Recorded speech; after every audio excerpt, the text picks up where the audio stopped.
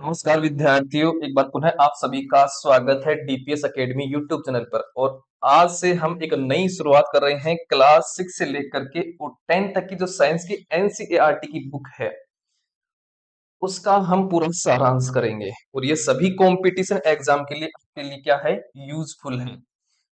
तो आपको लगातार साथ साथ बने रहना है, साथ साथ नोट्स बनाना है। ये सभी कंपटीशन एग्जाम के लिए यूजफुल है। इसके अलावा जो भी अगर कोई साइंस पढ़ाता हो, कोई भी टीचर, वो भी इसके लिए यूजफुल है। इसके अलावा क्लास 6 का जो भी बच्चा है, क्लास 6 का जो भी बच्चा है, ये क्लास उसके लिए भी क्या रहेगी, यूजफुल रहेगी। क्योंकि सबसे पहले हम क्लास 6 का ही क्या करा रहे हैं, चैप्टर करा रहे हैं। और आज हम क्लास 6 का चैप्टर फर्स्ट स्टार्ट कर रहे हैं, जिसका क्या नाम है, भोजन के अवयव। भोजन के अवयव, कंपोनेंट ऑफ फूड। ठीक है। तो अगर आप चैनल पर नए हैं, चैनल को जरूर से सब्सक्राइब करना है और वीडियो को ज्यादा से ज्यादा लोगों तक शेयर जरूर कर देना है, ताकि ये इस फ्री क्लासेस का आनंद उठा सके।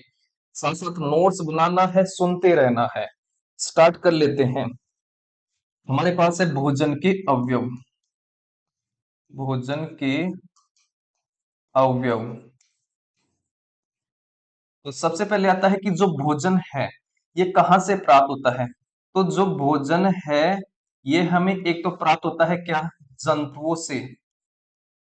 जैसे मछली वगैरह वगैरह हो गई या बकरी वगैरह हो गई, उनसे। जंतु ये इस प्रकार के होते हैं। और पादपों से हमें प्राप्त होता है, जैसे फल फूल वगैरह प्राप्त होते हैं, विभिन्न प्रकार के अनाज वगैरह प्राप्त होते हैं। तो भोजन हमें जंतुओं से और पादपों से प्राप्त होता है। अब जो भोजन है, भोजन में पाए जाते हैं क्या, पोषक तत्व। पोषक तत्व। तो पोषक तत्व क्या क्या होते हैं, तो पोषक तत्व हमारे पास होते हैं कार्बोहाइड्रेट। कार्बोहाइड्रेट, वसा, विटामिन, प्रोटीन, खनिज लवण, जल। इसके अलावा रुक्षांश। रुक्षांश को इंग्लिश में बोलते हैं फाइबर। तो हमारे पास पोषक तत्व हो गए हैं, कार्बोहाइड्रेट हो गया है, प्रोटीन हो गया है, वसा हो गया है, विटामिन हो गया है, खनिज लवण हो गया है, रुक्षांश हो गया और जल हो गया है। तो यहां से पहला क्वेश्चन बनता है कि इनमें से कौन सा पोषक तत्व है या पोषक तत्व नहीं है। ठीक है।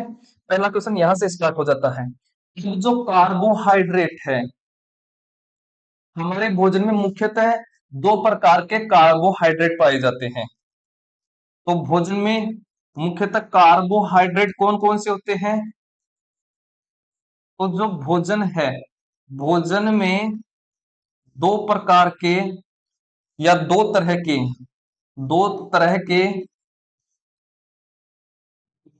कार्बोहाइड्रेट होते हैं। मुख्यतः दो ही पाए जाते हैं। कौन कौन से हो गए हैं, पहला तो हो गया आपका क्या, मंड, जिसको क्या बोलते हैं, स्टार्च बोलते हैं। और दूसरा हमारे पास क्या है, शर्करा है, शुगर जिसको बोलते हैं। तो मुख्यतः शर्करा में पाए जाने वाले दो कार्बोहाइड्रेट कौन कौन से हैं। पहला हो गया है मंड, जिसको स्टार्च बोलते हैं, और दूसरा हो गया है शर्करा। ये हमारे पास क्या है, दो कार्बोहाइड्रेट है। अब हम आपकी इस बुक में दे रखा है क्या, कार्बो क्या, स्टार्च या मंड का परीक्षण। तो स्टार्च या फिर मंड का परीक्षण, जिसको टेस्ट ऑफ स्टार्च बोलते हैं। कैसे पता करेंगे कि हमारे भोजन में मंड है या फिर स्टार्च है, इसकी कैसे कैसे पता करेंगे। इसके लिए एक टेस्ट दे रखा कि बुक में, एनसीईआरटी की बुक में, क्लास 6 की में कैसे करना है। तो सबसे पहले हम क्या लेंगे इस टेस्ट में, खाद्य पदार्थ लेंगे, भोजन लेंगे थोड़ा, खाद्य पदार्थ। ठीक है। इस खाद्य पदार्थ को लेने के बाद में क्या करेंगे, इसको छोटे छोटे टुकड़ों में क्या करेंगे, विभक्त करेंगे, छोटे छोटे टुकड़े में विभक्त करना है। फिर उस टुकड़ों में क्या डालेंगे, तन्नु आयोडीन। तन्नु आयोडीन विलयन की 2 या 3 ड्रॉप डालनी है, बूंद डालनी है। अगर खाद्य पदार्थ पर आयोडीन विलयन की 2 से 3 ड्रॉप डालने के बाद में अगर खाद्य पदार्थ का जो रंग है, क्या रंग है, ये रंग अगर आपका नीला या काला पड़ जाता है, नीला या काला रंग आपको प्राप्त होता है, तो उस खाद्य पदार्थ में क्या है, या तो स्टार्च होगा या फिर मंड होगा, क्योंकि स्टार्च का दूसरा क्या नाम है, मंड नाम है। ठीक है, दोनों एक ही है। तो ये नीला या काला रंग किसकी उपस्थिति को शो करता है, तो ये उपस्थिति को शो करता है, किसकी उपस्थिति को, स्टार्च की उपस्थिति को, कि हमारे भोजन में क्या है, स्टार्च है। ठीक है, आगे देखिए, आगे अब आता है इसके बाद में किसके बारे में, प्रोटीन परीक्षण। आपका प्रोटीन परीक्षण दे रखा है फिर इसमें, तो नेक्स्ट हमारे पास है प्रोटीन टेस्ट, प्रोटीन परीक्षण। प्रोटीन का परीक्षण करने के लिए हम क्या करेंगे, सबसे पहले हम क्या लेंगे, खाद्य पदार्थ, थोड़ा सा क्या लेंगे, खाद्य पदार्थ। खाद्य पदार्थ लेने के बाद हम क्या करते हैं, इस खाद्य पदार्थ को छोटे छोटे टुकड़ों में बांटते हैं। छोटे छोटे टुकड़ों में बांटने के बाद में इसको एक परख नली में रखते हैं, परख नली में ढालते हैं इस खाद्य पदार्थ को। परख नली में ढालने के बाद में इस खाद्य पदार्थ, इस परख नली में हम क्या करते हैं, थोड़ा जल मिलाते हैं, और कम से कम जल की 10 बूंद मिलाते हैं, 10 बूंद जल की। जल मिला दिया इस परखनीली में, पहले खाद्य पदार्थ डाल दिया था, फिर हमने जल की 10 बूंदे ढाल दी।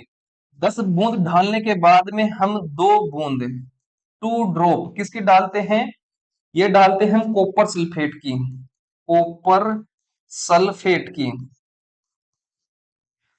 जब ऐसा करते हैं, ऐसा करने के बाद में अगर खाद्य पदार्थ क्या हो जाए, खाद्य पदार्थ का रंग बैंगनी रंग हो जाए, और रंग क्या हो जाए, बैंगनी रंग।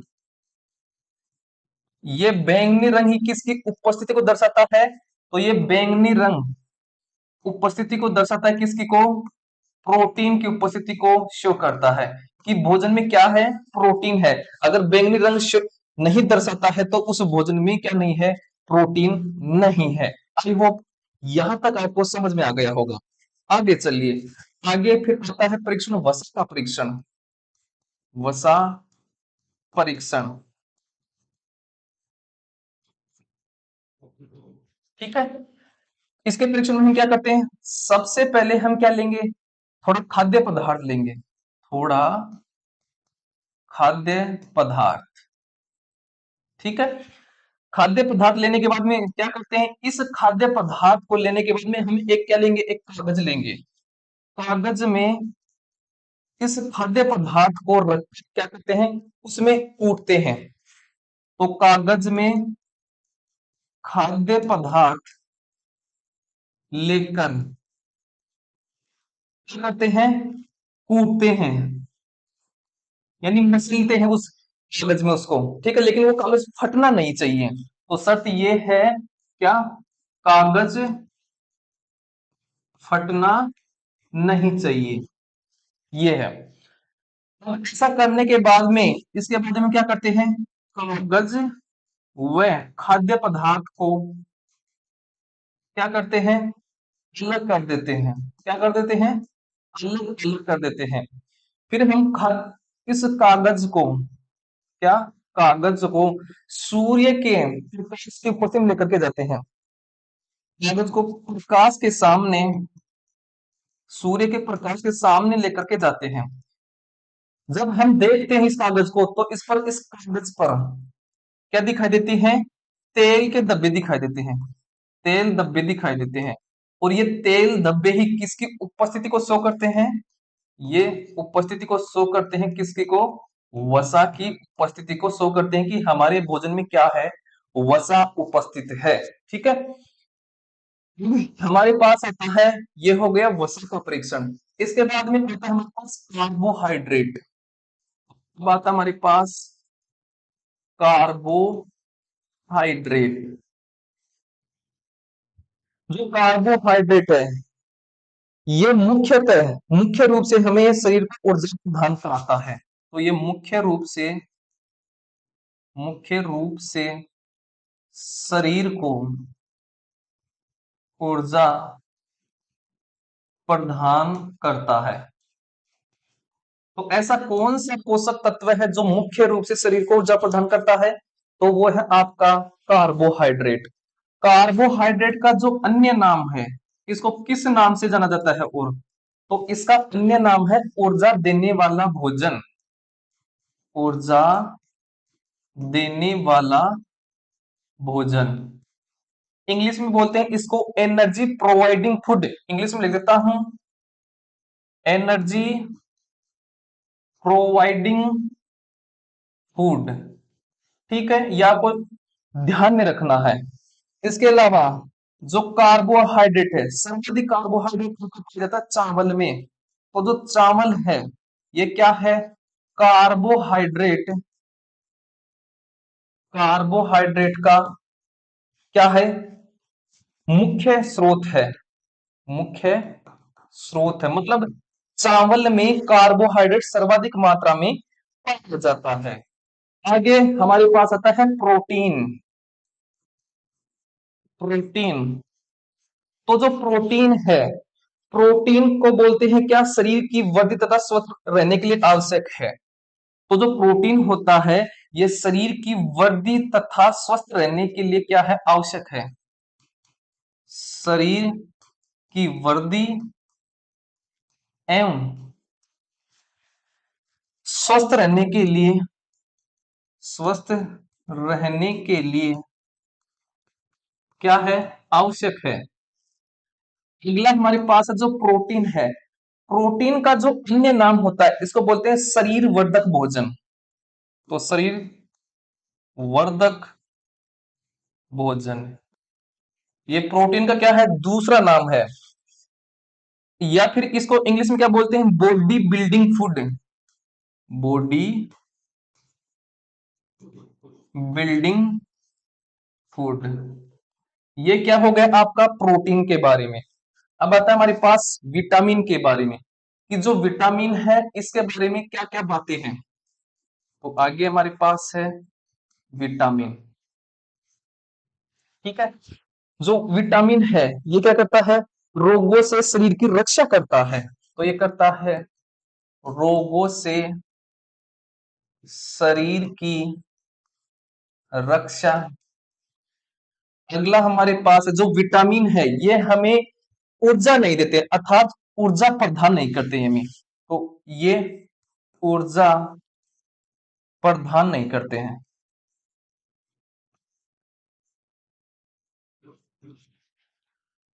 विटामिन है, ये विटामिन आंख, अस्थियां, दांत और मुसड़ों को स्वस्थ रखते हैं। तो हमारे पास आंख, अस्थियां, अस्थियों को बोलते हैं हड्डियां, बोन जिसको बोलते हैं, दांत व मसड़ों को क्या करते हैं? स्वस्थ रखते हैं। स्वस्थ रखता है कौन? आपका विटामिन। तो ये आपको ये लाइन में ध्यान रखनी है, एनसीईआरटी के बहुत ही इंपॉर्टेंट लाइन है कि आंख, अस्थियां, दांत और मसूड़ों को स्वस्थ रखने के लिए कौन सा पोषक तत्व जरूरी है? तो वो है आपका विटामिन। ठीक है, अब आगे हमारे पास अब है कई तरह के विटामिन पाए जाते हैं। आपकी एनसीईआरटी की बुक में एक सारणी दे रखी है, उस सारणी के बारे में डिस्कस कर लेते हैं। तो आगे हमारे पास आता है, इस तरफ तो मैं लिखता हूं विटामिन या फिर खनिज। ठीक है, इस तरफ लिखता हूं विटामिन या खनिज की कमी से रोग, कि कौन सा रोग होगा। और इस तरफ लिखूंगा लक्षण, उस रोग के लक्षण। ठीक है, समझ में आ गया होगा आपको। तो सबसे पहले तो हमारे पास आता है क्या? Vitamin A. विटामिन ए, जो विटामिन ए है, विटामिन ए की कमी से रोग होता है रतौंधी, लेकिन आपकी एनसीईआरटी बुक में अलग दे रखा है, वो होता है क्षीणता, दृष्टिहीनता। क्षीणता, दृष्टिहीनता। जिसको क्या बोलते हैं? रतुंदी, नाइट ब्लाइंडनेस इंग्लिश में। अच्छा, इसके लक्षण क्या क्या होंगे? तो आपके जो लक्षण हैं इसके होते हैं, कमजोर दृष्टि हो जाती है इसमें, कमजोर दृष्टि। इसके अलावा अंधेरे में कम दिखाई देता है, अंधेरे में कम दिखाई देना, ठीक है, या फिर पूरी तरीके से देना बंद हो जाना, ये आपको ध्यान में रखना है। दूसरा हमारे पास है विटामिन बी, विटामिन बी। जो विटामिन बी है इसका, इसकी कमी से कौन सा रोग होता है? विटामिन बी वन ध्यान रखना है, इसकी कमी से होता है बेरी बेरी रोग। कौन सा रोग होता है? बेरी बेरी रोग। अच्छा, इसकी लक्षण क्या है बेरी बेरी रोग के? तो इसमें होते हैं दुर्बल पेशियां और काम करने की ऊर्जा में कमी। तो इसमें जो पेशियां हैं वो क्या हो जाती हैं? दुर्बल हो जाती हैं। तो दुर्बल पेशियां एवं काम करने की ऊर्जा में कमी।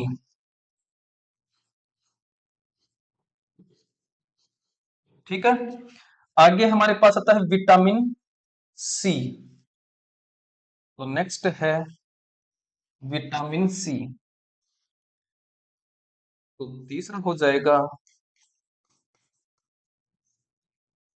Vitamin C. विटामिन सी की कमी से रोग होता है स्कर्वी। कौन सा होता है? स्कर्वी डिजीज होती है। इसके लक्षण क्या है? मसूड़ों से खून निकलना, मसूड़ों से खून निकलना। इसके अलावा घाव, घाव भरने में अधिक समय का लगना, घाव भरने में अधिक समय लगना। अर्थात ये मसूड़ों और घावों को भरने में क्या करता है? सहायक होता है विटामिन सी। कमी हो जाएगी तो इसे ये रोग हो जाएंगे। अगला हमारे पास है विटामिन डी, विटामिन डी। जो विटामिन डी है इसकी कमी से रोग होता है रिकेट्स रोग। कौन सा होता है? रिकेट्स रोग। अर्थात जो अस्थियां हैं वो क्या हो जाती हैं? मुलायम होकर के मुड़ जाती हैं। तो अस्थियां मुलायम होकर मुड़ जाना, क्योंकि जो हड्डियां वो मुलायम हो जाएंगी तो वो क्या हो जाएंगी? मुड़ जाएंगी, कमजोर पड़ जाएंगी हड्डियां। अगला मेरे पास है पांचवा आपका खनिज आ रहा है कैल्शियम। तो जो कैल्शियम है, कैल्शियम की कमी से होता है अस्थियां एवं दंत क्षय। जो अस्थियां हैं एवं जो दांत है, जो दंत क्षय हो जाता है, यानी अस्थियां, हड्डियां और दांत क्या हो जाते हैं? कमजोर पड़ जाते हैं। इसकी कमी से क्या रोग हो जाता है? कि कमजोर अस्थियां, अस्थियां कमजोर हो जाएंगी और दांतों का क्षरण होना स्टार्ट हो जाएगा। तो कमजोर अस्थियां व दंत क्षय। ठीक है, नेक्स्ट है छठवा आपका खनिज लवण आ रहा है, खनिज आ रहा है, सॉरी, आयोडीन। आयोडीन की कमी से रोग होता है घेंगा। और इस घेंगा का एक दूसरा क्या नाम है? गोइटर नाम है। क्या नाम है? गोइटर। ठीक है, क्या होता है आयोडीन की कमी से? तो ये होता है गर्दन की ग्रंथि फूल जाना और बच्चों में मानसिक विकलांगता। अर्थात जो बच्चा है वो मानसिक रूप से क्या हो जाता है? कमजोर पड़ जाता है। आगे हमारे पास है गर्दन की ग्रंथि का फूल जाना। और दूसरा है बच्चों में मानसिक विकलांगता। ठीक है। सातवां हमारे पास है क्या? लोह है। लोह है जिसको बोलते हैं आयरन इंग्लिश में। तो जो लोह है या आयरन है, इसकी कमी से रोग होता है अरक्तता। ठीक है, अरक्तता रोग होता है। लक्षण क्या है? कमजोरी आ जाएगी शरीर में, वीकनेस आ जाएगी। तो ये हो गई आपकी क्या, जो विटामिन है और खनिज है उनकी कमी से होने वाले रोग और रोग के लक्षण। आगे चलते हैं। आगे हमारे पास अब आता है आहारी रेशे। आहारी रेशे जिसको बोलते हैं डर्टी फाइबर्स, या फिर इसका दूसरा क्या नाम है? इसका दूसरा नाम है क्या? रुक्सांस। रुक्सांस, और रुक्सांस को इंग्लिश में क्या बोलते हैं? रफेज बोलते हैं। क्या बोलते हैं? रफेज बोलते हैं इंग्लिश में। ठीक है। अब बात कर लेते हैं ये क्या होते हैं। तो जो आहारी रेशे हैं या रुक्सांस है, ये हमें क्या नहीं करते हैं? पोषक प्रदान नहीं करते हैं। पोषक प्रदान नहीं करते, अर्थात इनसे किसी भी प्रकार की ऊर्जा प्राप्त नहीं होती है। ये क्या करते हैं? ये भोजन का आयतन बढ़ाते हैं। भोजन का आयतन बढ़ाते हैं। इसके अलावा जो रुक्सांस है, ये क्या करते हैं? जब हमारे शरीर में कोई भोजन नहीं पचता है, तो बिना पचे हुए भोजन को शरीर से बाहर निकालने में क्या करते हैं? सहायक होते हैं। तो ये करते हैं बिना पचे हुए भोजन को शरीर से बाहर निकालने में सहायक हैं। ठीक है। आगे देखिए इसमें। तो आहारी रेशे या रुक्सांस हैं, आहारी रेशे या रुक्सांस हैं, ये इसका स्रोत क्या है? मतलब ये कहां से प्राप्त हुए, किस किस से प्राप्त होते हैं? तो इनका स्रोत है आपकी एनसीईआरटी बुक में दे रखा है, साबुत खाद्यान्न। साबुत खाद्यान्न। ठीक है, जिसको बोलते हैं होल ग्रेन। साबुत खाद्यान्न को इंग्लिश में बोलते हैं होल ग्रेन। इसके अलावा दाल हो गई है, आलू, ये से क्या है? मुख्य स्रोत है। इसके अलावा ताजे फल व सब्जियां, ताजे फल और सब्जियां, ये से क्या है? स्रोत है। आई होप आपको ये समझ में आ गया कि आहारी रेशे क्या है। इस रुकसांस को क्या बोलते हैं? रफेज बोलते हैं।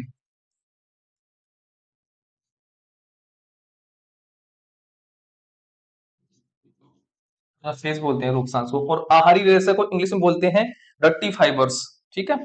अब आगे हम बात कर लेते हैं जल के बारे में। जल। तो जो जल है, ये क्या करता है? तो जल भोजन में उपस्थित पोषकों को अवशोषित करने में हमारे शरीर के क्या करता है? सहायता करता है। तो ये करता है भोजन में उपस्थित, भोजन में उपस्थित पोषकों को अवशोषित, पोषकों को अवशोषित करने में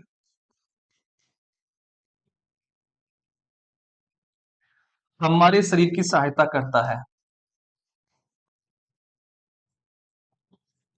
सहायता करता है। दूसरा इसमें है कि जो जल है, ये जल अपशिष्ट पदार्थ, अपशिष्ट पदार्थ क्या है हमारे शरीर में? मूत्र, मूत्र है और पसीना है, उनको शरीर से बाहर निकालने में सहायता करता है। तो अपशिष्ट पदार्थ, अपशिष्ट पदार्थ जैसे मूत्र व पसीने को शरीर से, शरीर से बाहर निकालने में, निकालने में सहायता करता है। हेल्प करता है, सहायता करता है। ठीक है, ये समझ में आ गया होगा। तो ये हो गया जल के बारे में। अब नेक्स्ट हमारे पास आता है कि आहार क्या होते हैं। आहार के बारे में पढ़ लेते हैं। तो नेक्स्ट है आहार। तो जो आहार है, आहार किसको बोलते हैं? भोजन के रूप में हम जो भी खाते हैं वो क्या है? आहार है। तो भोजन के रूप में हम जो कुछ भी खाते हैं क्या कहलाते हैं? उसे आहार कहते हैं। उसे आहार कहते हैं। ठीक है, तो आहार की डेफिनेशन हो गई है। अब नेक्स्ट हमारे पास कि संतुलित आहार किसको बोलते हैं। ये तो हो गया आहार। अब आता है संतुलित आहार। संतुलित आहार या संतुलित भोजन भी बोल सकते हैं इसको। ठीक है, अच्छा संतुलित आहार किसको बोलते हैं? तो इस प्रकार का भोजन जिसमें सभी आपका पोषक तत्व है वो एक पर्याप्त मात्रा में या फिर उचित मात्रा में क्या हो, उपस्थित हो, उसको बोलते हैं संतुलित आहार। जिसमें कार्बोहाइड्रेट, वसा, प्रोटीन, विटामिन, खनिज लवण, रुक्षांश, जल वगैरह सभी क्या हो, पर्याप्त मात्रा में एक निश्चित अनुपात में हो, उसको बोलते हैं संतुलित आहार। तो मैं इसकी डेफिनेशन लिखता हूं। ऐसा भोजन, ऐसा भोजन जिसमें सभी पोषक तत्व, पोषक तत्व समान मात्रा, समान मात्रा या पर्याप्त मात्रा, या पर्याप्त मात्रा में उपस्थित हों, उपस्थित हों, क्या कहलाता है? संतुलित भोजन कहलाता है। ठीक है, यहां तक समझ में आ गया होगा आपको। अब हमारे पास कुछ पॉइंट हैं। कैसे? जैसे हम सब्जियों को जब सब्जियां लाते हैं मार्केट से, तो सब्जी बनाने से हम पहले उनको क्या करते हैं? धोते हैं। तो जब भी हम सब्जियों को धोते हैं उनसे विटामिन वगैरह क्या होते हैं? नष्ट होते हैं। या फिर सब्जियों को धोते हैं या फिर छीलते हैं तो उनसे क्या होते हैं? विटामिन नष्ट होते हैं। ठीक है, तो मैं कुछ पॉइंट लिखता हूं, इंपॉर्टेंट पॉइंट है जो सब्जियों को, सब्जियों को छीलने से, एक तो जब हम सब्जी को छीलते हैं तब विटामिन नष्ट होते हैं। इसके अलावा क्या होता है? दाल जब हम धोते हैं तो भी क्या होते हैं? विटामिन नष्ट होते हैं। दालों को धोने से विटामिन नष्ट होते हैं। ठीक है, ये कथन आते हैं परीक्षा में और यहाँ पर हमारी सीटीपीटी फिर क्या हो जाती है? गुम हो जाती है। अगला हमारे पास है कि जब हम भोजन को पकाते हैं तो पोषक पदार्थ क्या होते हैं? नष्ट होते हैं। तो ये भी पॉइंट लिखना है। भोजन को पकाने से पोषक तत्व नष्ट होते हैं। इसमें क्वेश्चन कैसे बनता है कि निम्न में से कौन सा कथन सही है या सही नहीं है।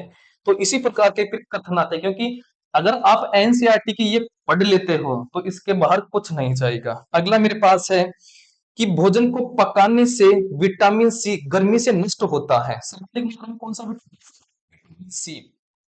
भोजन को पकाने से विटामिन सी,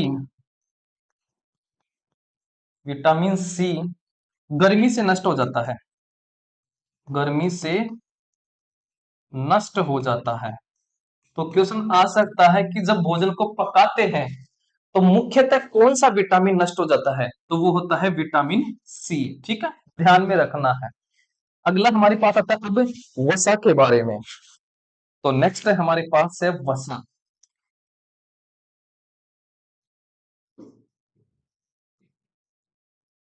जो वसा है ये क्या करती है? हमें सर्वाधिक मात्रा में क्या करती है, ऊर्जा प्रदान करती है। तो सबसे अधिक ऊर्जा प्रदान करने वाला पोषक तत्व है, सबसे अधिक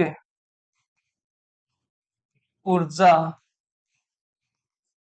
प्रदान करने वाला क्या है, पोषक तत्व है, पोषक तत्व है ये। ठीक है। अच्छा, वसा की अधिकता से कौन सा रोग होता है, तो इसकी अधिकता से मोटापा होता है, जिसको बोलते हैं ओबेसिटी। तो इसकी अधिकता से क्या होता है, मोटापा होता है। तो वैसे में इतना ही है। नेक्स्ट है हमारे पास है कि जो जन्य रोग क्या होते हैं ये। तो नेक्स्ट हमारे पास आता है भाव जन्य रोग, जिसको बोलते हैं डेफिशिएंसी डिजीज। क्या होते हैं भाव जन्य रोग, मान लीजिए हम भोजन लगातार ले रहे हैं, ठीक है, भोजन प्रतिदिन डेली खाते हैं, लेकिन मान लीजिए किसी पोषक पदार्थ, मान लीजिए कोई भी पोषक तत्व लगातार उस भोजन में अनुपस्थित है। मान लीजिए प्रोटीन आपके भोजन में रहता ही नहीं है, अनुपस्थित रहता है, और डेली खाना खाते हो, प्रोटीन की कमी से जो रोग हो जाएगा उसको बोलेंगे भावजन्य रोग। ठीक है, आपको समझ में आ गया होगा। कोई सा भी पोषक तत्व लगातार भोजन में अनुपस्थित रहे और उस पोषक तत्व की कमी से हमारे शरीर में जो रोग होगा उसको बोलते हैं क्या, ये भावजन्य रोग। तो मैं इसको लिखता हूं, वे रोग, वे रोग जो लंबी अवधि, लंबी अवधि तक पोषकों के अभाव के कारण होते हैं,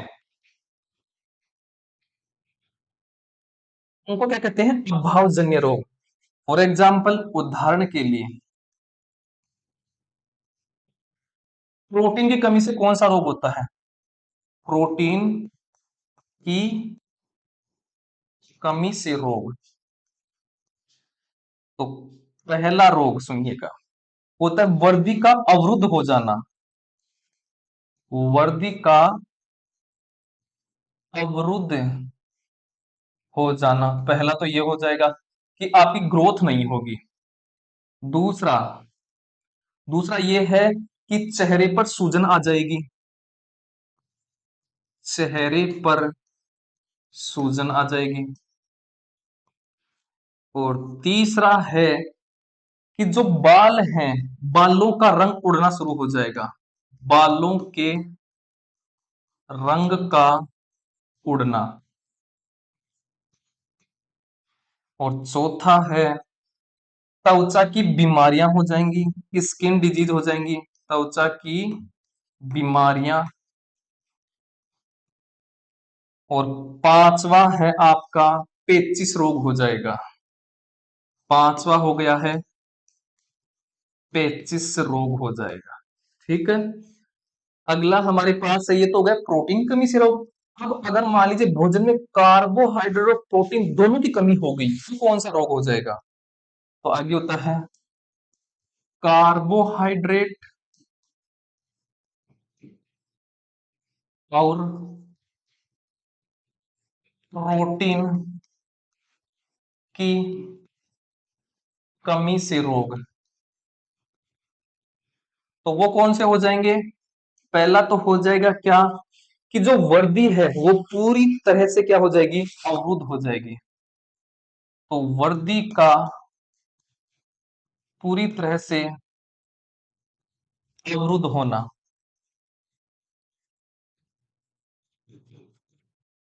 दूसरा है कि व्यक्ति है वो दुबला पतला हो जाएगा, व्यक्ति का दुबला पतला होना, दुबला पतला होना। ठीक है, तो ये हो गए हमारे पास क्या, जो एनसीईआरटी क्लास 6 की साइंस की बुक है उसका फर्स्ट चैप्टर का ये सारा निचोड़ है। अब हमने जो भी पढ़ा है वो क्वेश्चन आंसर करते हैं, लास्ट में उस बुक में क्वेश्चन है वो देखेगा। तो ये है आपके सामने क्वेश्चन आंसर। पहला है इसमें भोज हमारे भोजन के मुख्य पोषक तत्वों के नाम लिखिए, तो लिख दोगे कार्बोहाइड्रेट, प्रोटीन, वसा, विटामिन, खनिज लवण, रुक्षांश वगैरह, जल वगैरह, ये हो गई है। अगला देखिए दूसरा प्रश्न, नाम बताना है। पोषक जो मुख्य रूप से हमारे शरीर को ऊर्जा देते हैं वो क्या है, तो वो हो जाएगा, इसका हो जाएगा कार्बोहाइड्रेट। अगला है पोषक जो हमारे शरीर की वृद्धि और किसमें सहायक होता है, अनुरक्षण में सहायक होता है, तो वो कौन होता है, वृद्धि और स्वस्थ रहने के लिए, वो प्रोटीन। कौन होता है, प्रोटीन। नेक्स्ट है वह विटामिन जो हमारी अच्छी दृष्टि के लिए आवश्यक है, वो कौन होता है, वो होता है विटामिन ए। नेक्स्ट है वह खनिज जो अस्थियों के लिए आवश्यक होता है, तो वो होता है कौन सा, कैल्शियम। कैल्शियम खनिज क्या होता है, अस्थियों के लिए आवश्यक होता है। आगे समझिए, दो ऐसे खाद्य पदार्थों के नाम लिखिए जिनमें निम्न पोषक प्रचुर मात्रा में उपलब्ध होते हैं। तो वसा किस किस में होती है, घी में होती है और तेल में होती है। मंड, मंड को बोलते हैं स्टार्च, स्टार्च किस किस में पाया जाता है, तो सर्वाधिक मात्रा में किस में पाया जाता है, चावल में, और इसके अलावा आलू भी ही इसका ही एग्जाम्पल है। ठीक है, चलिए भारी रेसे, भारी रेसे डटी फाइबर्स किसमें पाए जाते हैं, आपके फल हो गई है और सब्जियां हो गई है उनमें पाया जाता है। प्रोटीन किसमें पाया जाता है, तो प्रोटीन के लिए दालें हो गई है, सोयाबीन वगैरह ये हो गई उनके लिए। अगला हमारे पास चौथा प्रश्न है, बताना है इनमें सही कथन को इंगित करना है। केवल चावल खाने से हम शरीर की पोषण आवश्यकता को पूरा कर सकते हैं, नहीं, क्योंकि चावल में तो क्या होता है, सर्वाधिक मात्रा में स्टार्च होता है। अगर स्टार्च होगा तो बाकी के पोषक तत्वों की पूर्ति कौन करेगा, कोई नहीं करेगा। मतलब स्टार्च क्या है, कार्बोहाइड्रेट है, और केवल कार्बोहाइड्रेट खाने से ही शरीर की पूर्ति नहीं हो पाएगी, इसके अलावा उसका विटामिन, खनिज लवण वगैरह, प्रोटीन, ये भी जरूरी है। अगला है संतुलित आहार खाकर प्रभावजन्य रोगों से रोकथाम की जा सकती है, बिल्कुल सही है, क्योंकि संतुलित आहार में प्रोटीन, विटामिन के सभी पोषक तत्व समान अनुपात में उपस्थित होते हैं, तो ये क्या है, सही है। नेक्स्ट है शरीर के लिए संतुलित आहार में नाना प्रकार के खाद्य पदार्थ होने चाहिए, बिल्कुल, क्योंकि नाना प्रकार का मतलब होता है सभी प्रकार के पोषक तत्व होना जरूरी है, ये भी आप सही है। नेक्स्ट है शरीर को सभी पोषक तत्व उपलब्ध कराने के लिए केवल मांस पर्याप्त है, नहीं, मांस ही नहीं, इसके अलावा और भी पर्याप्त है, जैसे फल वगैरह, सब्जियां वगैरह सभी होना जरूरी है, तो ये क्या हो गया है, गलत हो गया है। आगे बताना है रिक्त स्थानों की पूर्ति कीजिए, विटामिन डी के अभाव से होता है, तो वो होता है कौन सा, रिकेट्स रोग, तो ये होता है रिकेट्स। कमी से बेरी बेरी रोग होता है, तो वो विटामिन बी1 की कमी से कौन सा रोग होता है, बेरी बेरी रोग होता है। अगला है विटामिन सी के अभाव से कौन सा रोग होता है, तो वो होता है स्कर्वी रोग, कौन सा होता है, स्कर्वी रोग। अगला है हमारे भोजन में विटा सॉरी सेरोटोनिन रोग होता है, किसके अभाव से होता है, तो होता है विटामिन ए की कमी से। विटामिन ए की कमी से कौन सा रोग होता है, रकोंदी, ठीक है, नाइट ब्लाइंडनेस इसको बोलते हैं। तो ये होता आपका फैक्ट चैप्टर का सारांश, और उसके क्वेश्चन आंसर भी आपको करा दिए गए हैं। क्लास अच्छी लगी हो तो प्लीज इस चैनल को लाइक कीजिएगा, शेयर कीजिएगा, सब्सक्राइब कीजिएगा, ठीक है, हमारी मेहनत को जरूर से लाइक कीजिएगा, शेयर कीजिएगा। धन्यवाद। हम मिलते हैं सेकंड चैप्टर के साथ, तब तक के लिए मुस्कुराते रहिए, तैयारी करते रहिए, नोट्स बनाते रहिए, और इस क्लास को ज्यादा से ज्यादा अपना प्यार देते रहिए। धन्यवाद।